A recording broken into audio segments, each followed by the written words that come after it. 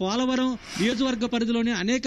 వాగులు పొంగి పొర్లుతున్న నేపథ్యంలో కూడా ఏలూరు ఎంపీ పుట్టా మహేష్ కుమార్ యాదవ్ ఢిల్లీలో ఉన్నప్పటికీ కూడా ఎప్పటికప్పుడు కలెక్టర్ ఎస్పీలతో సమన్వయం చేసుకుంటూ అలాగే స్థానికంగా ఉన్నటువంటి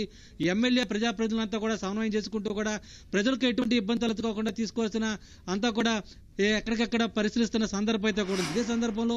ఎర్రకాలువ జలాశయానికి సంబంధించి కూడా పెరుగుతున్న నీటి మట్టాన్ని ఎప్పటికప్పుడు అంచనా వేస్తూ అధికారులు అప్రమత్తం అవుతున్నారు, ప్రజలను అప్రమత్తం చేస్తున్నారు.